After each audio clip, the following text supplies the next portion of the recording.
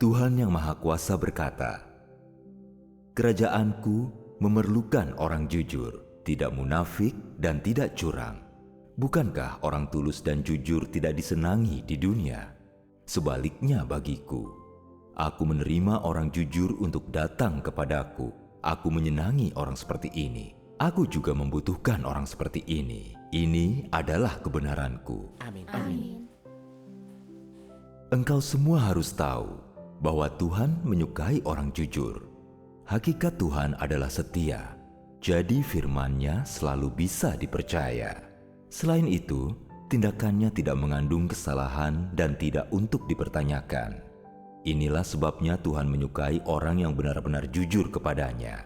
Kejujuran berarti memberikan hatimu kepada Tuhan, lurus di hadapan Tuhan dalam hal apapun, terbuka kepadanya dalam hal apapun, tidak menyembunyikan kebenaran, tidak mencoba menipu mereka yang di atas dan di bawah, dan tidak bertindak semata-mata demi mengambil hati Tuhan.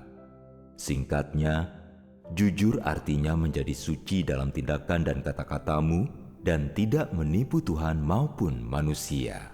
Amin. Amin. Membaca firman Tuhan mengingatkanku akan ketidakjujuranku dahulu demi menghasilkan uang dalam bisnis. Aku hidup tanpa keserupaan dengan manusia.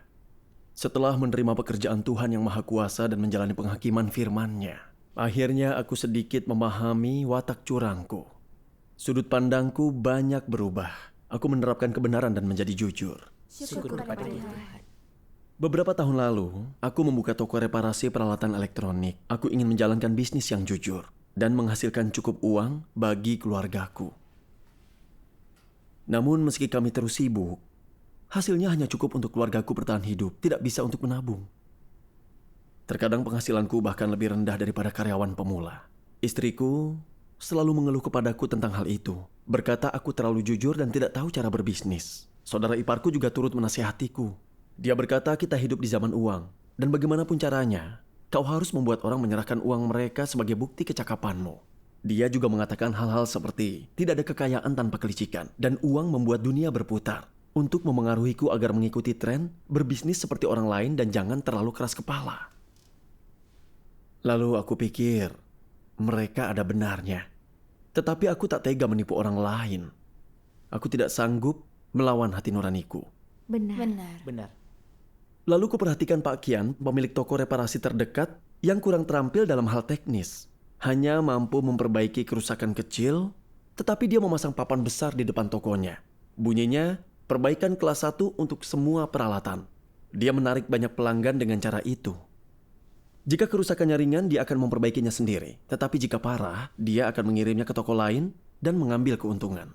Dia menghasilkan banyak uang dengan cara itu. Itu benar. Suatu hari kami mengobrol. Dia memberitahuku caranya menghasilkan uang. Dia berkata, jika komponen kecil sebuah peralatan rusak, dia tetap akan mengganti semua komponennya sehingga dapat menagih biaya lebih besar. Sedangkan pelanggan umumnya tidak tahu apa-apa. Benar. Dia mengatakan kami hidup dalam masyarakat yang berorientasi pada uang. Siapa peduli kucing itu putih atau hitam asalkan bisa menangkap tikus. Dan katanya menghasilkan uang artinya cakap. Kalau tidak, sebaik apapun diri kita, kita akan dipandang rendah. Setelah mendengar nasihat cemerlangnya, kupikir kita hidup di zaman uang. Orang melakukan apa saja demi uang dan tidak ada integritas. Jadi untuk apa menjadi jujur? Selain itu, berbisnis dengan jujur tidak membuatku berhasil. Kami memiliki pekerjaan yang sama, tapi dia bisa hidup enak. Seluruh keluarganya hidup berkecukupan. Tetapi penghasilanku hanya cukup untuk bertahan hidup saja. Sepertinya aku terlalu keras kepala. Aku harus mencari cara menghasilkan uang lebih untuk membantu keluargaku. Setelah itu, aku mulai belajar dari keberhasilan rekan-rekanku dan mulai mencurangi pelangganku. Aku mulai merasa tidak tenang, tetapi tidak kuhiraukan agar dapat menghasilkan lebih banyak. Suatu hari seorang pelanggan datang untuk perbaikan. Saat aku melepas komponen yang rusak, aku juga langsung melepaskan beberapa komponen yang tidak rusak. Maka dia akan berpikir ada lebih banyak komponen yang rusak, dan dia pasti tidak tahu jika aku menagih biaya lebih besar. Pepatah sama bersalahnya seperti pencuri sangatlah benar. Iya, benar sekali. Pada awalnya aku amat gugup dan jantungku sampai berdebar kencang. Aku takut dia tahu yang sebenarnya dan menangkap basah diriku. Itu akan memalukan. Namun, aku hanya memperlihatkan wajah tenang dan mengganti semua komponen itu. Ketika tiba saatnya untuk membayar, aku menagih biaya 50% lebih besar daripada yang seharusnya. Aku terus menundukkan kepalaku, tidak berani menatapnya. Tetapi di luar dugaan, dia langsung membayar tanpa ragu-ragu. Akhirnya aku menghela napas lega setelah dia pergi. Tubuhku dipenuhi oleh keringat, dan aku merasa amat gelisah. Benar. Benar. Namun saat melihat uang tambahan itu, perasaan itu dengan segera lenyap dari hatiku. Sejak itu aku mencari akal untuk menagih pelanggan biaya yang lebih besar. Awalnya hati nuraniku merasa bersalah.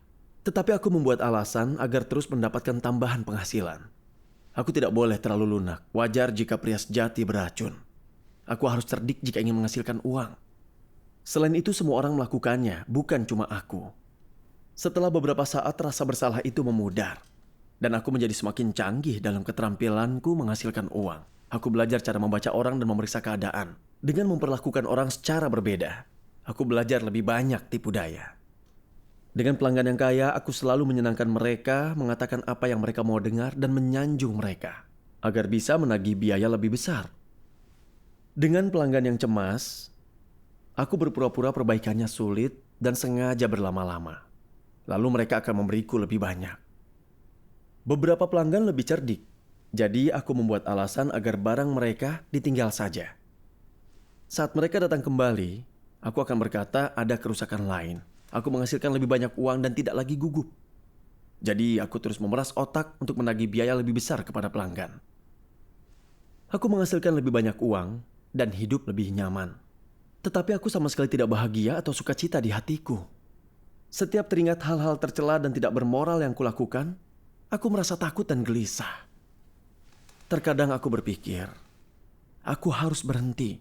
Aku tidak boleh lagi menjalankan bisnis seperti ini. Seperti pepatah, kejahatan dibalas kejahatan. Aku akan dapat balasan setimpal. Benar. Namun saat membayangkan semua uang itu di tanganku, aku tidak sanggup berhenti. Saat aku semakin tenggelam dalam kebejatan, adik perempuanku memberitahuku Injil Kerajaan Tuhan yang Maha Kuasa. Syukur kepada Tuhan. Setelah menerima pekerjaan Tuhan, aku sering membaca firman Tuhan bersama saudara-saudari. Aku membaca firman Tuhan yang Maha Kuasa ini dalam pertemuan. Manusia telah berjalan melalui berbagai masa yang berbeda ini bersama Tuhan, tetapi tidak sadar bahwa Tuhan mengatur nasib segala hal dan makhluk hidup, atau memahami cara Tuhan mengatur dan mengarahkan segala sesuatu. Ini sesuatu yang gagal dipahami manusia sejak zaman dahulu kala sampai sekarang. Alasannya, bukan karena perbuatan Tuhan terlalu sulit dipahami, atau karena rencana Tuhan masih belum diwujudkan, tetapi karena hati dan roh manusia terlalu jauh dari Tuhan. Sehingga manusia tetap melayani iblis bersamaan dengan mengikuti Tuhan dan sama sekali tidak menyadarinya. Tidak seorang pun berusaha mencari jejak langkah ataupun penampakan Tuhan, dan tak seorang pun bersedia hidup dalam pemeliharaan dan penjagaan Tuhan. Sebaliknya, mereka malah mau bergantung pada kebusukan iblis agar bisa beradaptasi dengan dunia ini dan aturan kehidupan yang diikuti manusia yang jahat. Pada titik ini, hati dan roh manusia sudah dipersembahkan sebagai upeti kepada iblis dan menjadi makanan iblis. Bahkan hati dan roh manusia telah menjadi tempat kediaman dan tempat bermain iblis yang pas. Dengan demikian, manusia tanpa sadar kehilangan pemahamannya tentang prinsip kemanusiaan dan nilai serta makna keberadaan manusia. Hukum Tuhan dan perjanjian antara Tuhan dan manusia perlahan menghilang dari hati manusia. Dan manusia berhenti mencari atau mengindahkan Tuhan. Seiring waktu, manusia tak lagi mengerti alasan Tuhan menciptakan dirinya maupun memahami perkataan yang keluar dari mulutnya dan segala hal yang datang dari Tuhan. Manusia kemudian mulai menentang hukum dan ketetapan Tuhan. Hati dan rohnya menjadi mati rasa.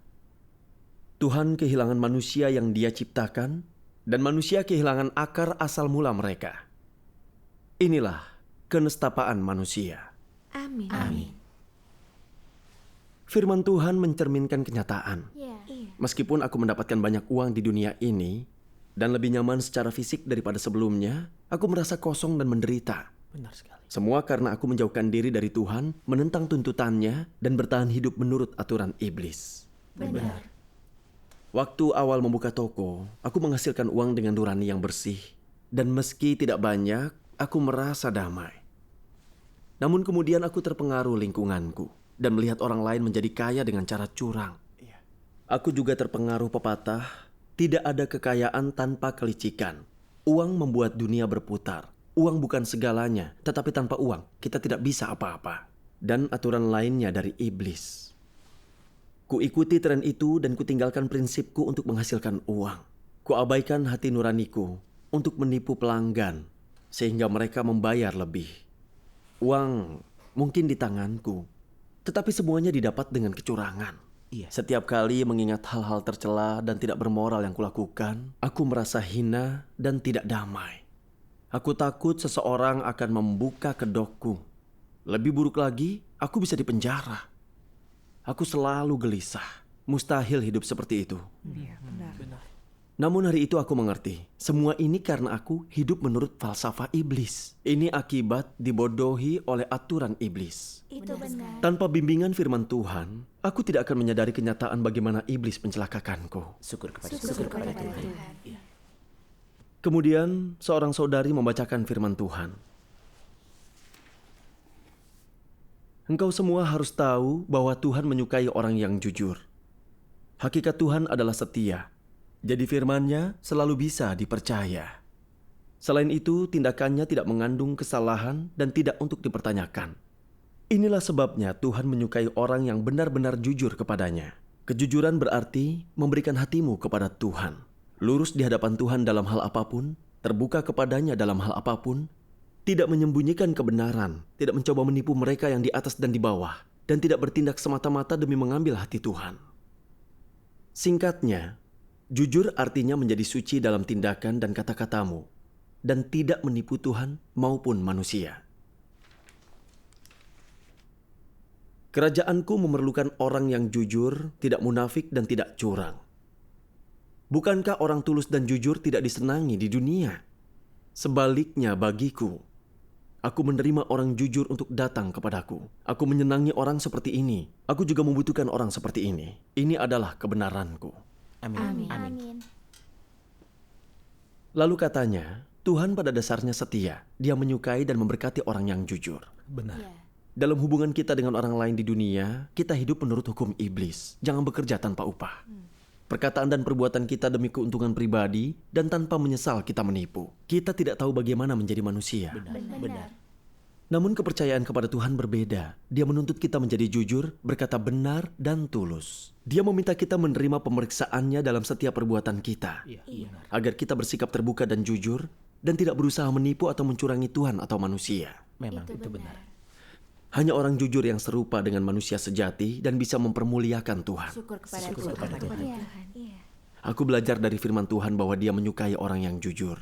Dan aku harus bertindak sesuai tuntutannya. Iya. Aku mulai berlatih berbicara jujur kepada saudara-saudari dan tidak menipu mereka. Tetapi aku masih khawatir saat berbisnis. Aku merasa lebih mudah berlatih menjadi orang jujur bersama saudara-saudari. Tetapi jika aku seperti itu dalam bisnis, penghasilanku akan jauh lebih sedikit. Dan tokoku bahkan mungkin harus tutup. Namun jika aku terus berlaku curang dan menipu orang seperti sebelumnya, apakah itu mengikuti kehendak Tuhan? Aku harus bagaimana? Aku terus berpikir dan akhirnya menemukan jalan tengah. Saat di gereja, aku akan jujur. Tetapi saat di toko, aku akan tetap berbisnis seperti biasa. Suatu hari seorang pria tua datang membawa TV-nya. Katanya warnanya semakin redup. Aku lihat tabung warnanya perlu diganti. Tetapi aku tidak mengatakannya. Kutingkatkan tegangan filamennya agar bisa digunakan lebih lama. Ku ganti kalau masalah muncul kembali. Jadi aku bisa dapat tambahan biaya perbaikan. 2 minggu kemudian, TV itu kembali bermasalah. Dia bilang pekerjaanku buruk dan harus memperbaikinya lagi. Kukatakan kepadanya tabung warnanya sudah usang dan harus diganti. Di luar dugaanku, dia mengetahui rencana jahatku. Dia tidak mau membayar biaya tambahan dan dengan nada jijik, dia berkata, "Anak muda, kau harus lebih jujur. Jangan serakah." Iya. Aku merasa sangat malu saat itu. Iya, benar. Tetapi kemudian kuabaikan. Seorang wanita tua kemudian datang membawa microwave. Dan aku menemukan satu komponen kecil yang rusak di dalamnya. Iya. Kupikir aku bisa memperbaikinya dan kemudian menagih biaya yang pantas. Namun kemudian aku merasa dia cukup kaya. Menagihnya lebih banyak tentu tidak masalah. Ambil setiap peluang yang ada. Namun dia kembali ke toko beberapa hari kemudian dan berkata, "Kau menagihku terlalu banyak.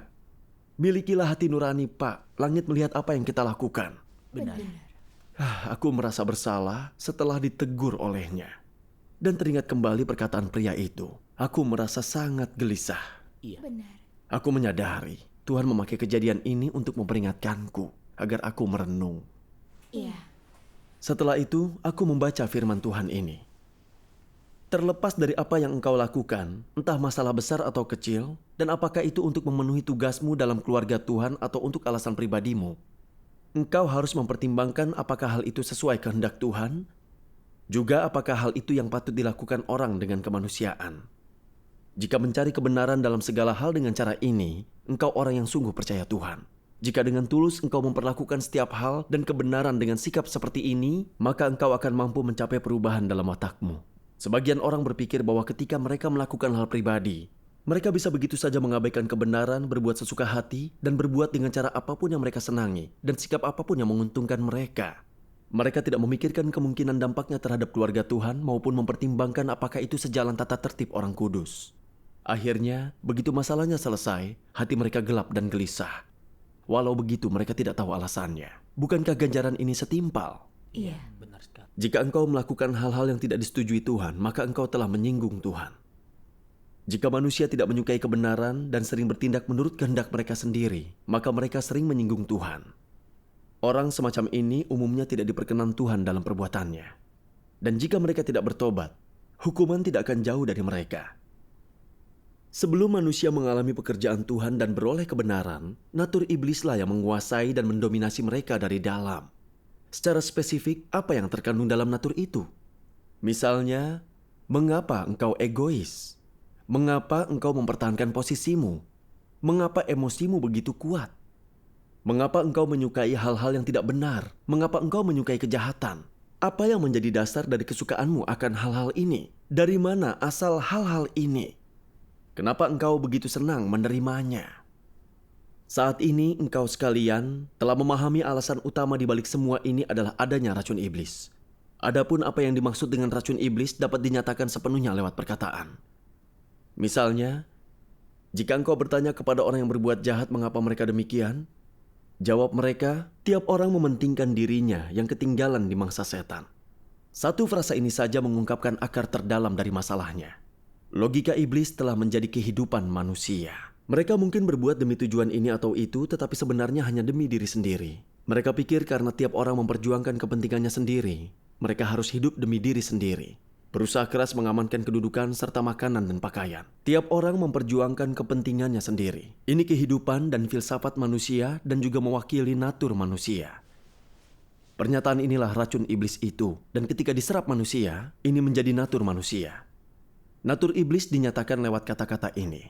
Perkataan ini sepenuhnya mewakilinya. Racun ini menjadi kehidupan orang sekaligus dasar keberadaan mereka. Dan manusia yang telah rusak didominasi oleh racun ini selama ribuan tahun. Amin. Iya. Benar. Itu benar. Benar sekali. Membaca firman ini membantuku memahami Roh Tuhan melihat segalanya. Amin. Itu benar. Aku tak pernah menceritakan perasaanku yang terdalam kepada siapapun, tetapi sepenuhnya disingkapkan dalam firman Tuhan. Iya. Benar. Dari firman Tuhan aku memahami, Dia menuntut kita menyerahkan hati kepadanya. Entah melakukan tugas di rumah Tuhan atau menangani urusan kita sendiri, kita harus menerapkan firman-Nya. Iya, benar. Namun aku memilih-milih menerapkan kebenaran dalam hidupku. Aku menyadari Tuhan dan saudara-saudari menyukai saat aku menerapkan kejujuran di gereja, jadi aku mau melakukannya. Namun dalam bisnisku, kupikir aku akan kehilangan uang dan kepentinganku tidak terpenuhi, jadi aku tidak melakukannya.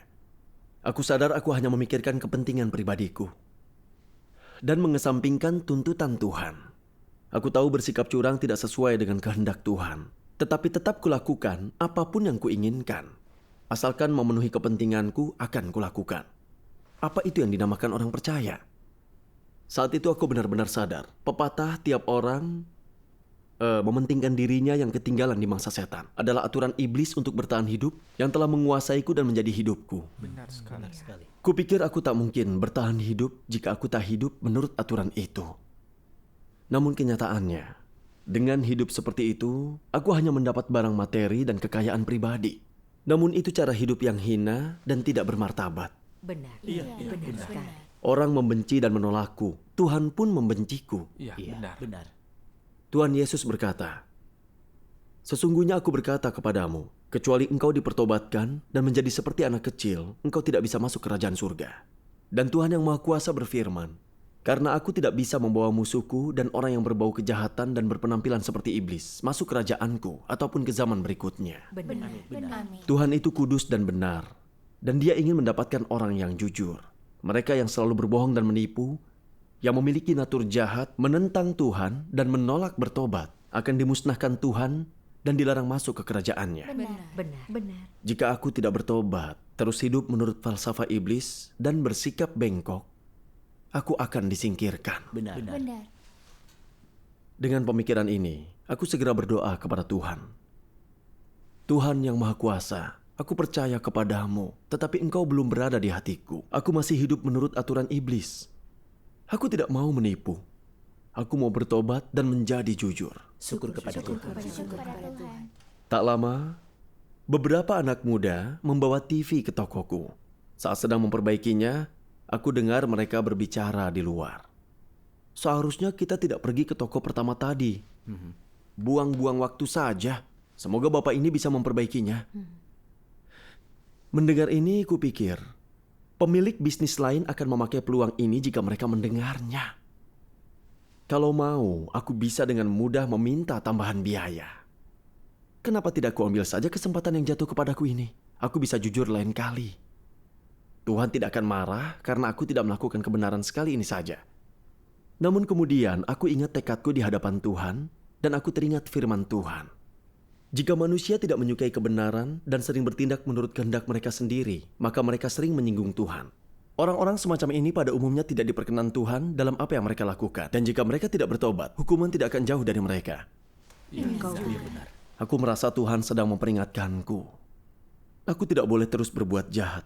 Aku harus bertobat dan menjadi jujur. Syukur kepada Tuhan. Selesai memperbaikinya, aku menagih biaya normal. Syukur kepada Tuhan. Saat aku melihat senyum lebar pelangganku, aku merasa bersikap terbuka dan jujur adalah cara hidup yang membebaskan. Benar. Lain waktu, saat aku selesai memperbaiki TV seorang wanita, biayanya 50, tetapi dia memberiku 2 kali lipat dan menolak kembalian. Aku tidak menerimanya, dan aku merasa bingung mengapa dia memberiku lebih. Lalu dia memberitahuku, orang pertama yang kudatangi berkata perbaikannya besar dan meminta 400 untuk memperbaikinya. Tetapi aku tidak mau. Seorang kenalan kemudian merekomendasikanmu. Mengatakan kau jujur, dapat dipercaya, dan tidak menagih terlalu banyak. Sekarang aku bisa melihat bahwa itu benar.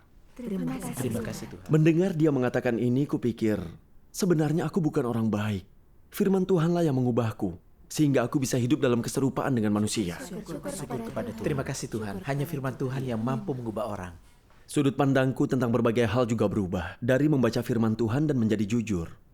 Dahulu kupikir, mustahil untuk jujur jika punya bisnis.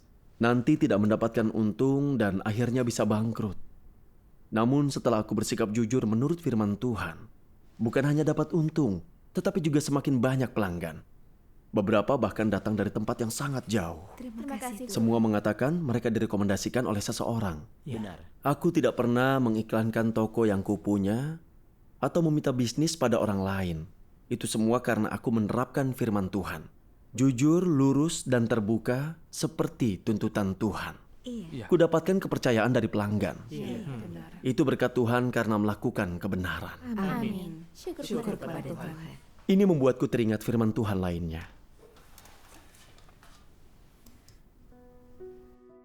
Tuhan yang Maha Kuasa berkata, ketika manusia hidup di dunia ini di bawah pengaruh kerusakan iblis, mustahil bagi mereka untuk jujur. Mereka hanya bisa menjadi semakin curang. Kendati demikian, Mampukah kita hidup di dunia ini jika kita jujur? Akankah kita dipinggirkan orang lain? Tidak, kita akan hidup sama seperti sebelumnya. Karena kita tidak bergantung pada tipu daya untuk makan atau bernapas. Sebaliknya, kita hidup oleh napas dan kehidupan yang dianugerahkan Tuhan. Itu semata-mata karena kita sudah menerima kebenaran firman Tuhan dan kita memiliki aturan baru tentang bagaimana kita hidup dan tujuan hidup baru yang akan membawa perubahan pada dasar kehidupan kita. Itu semata-mata karena kita sedang mengubah cara dan sarana hidup kita agar kita dapat memuaskan Tuhan dan mencari keselamatan. Ini sama sekali tidak berkaitan dengan apa yang kita makan atau pakai serta tempat kita tinggal secara jasmani. Ini adalah kebutuhan rohani kita. Amin. Syukur kepada Tuhan.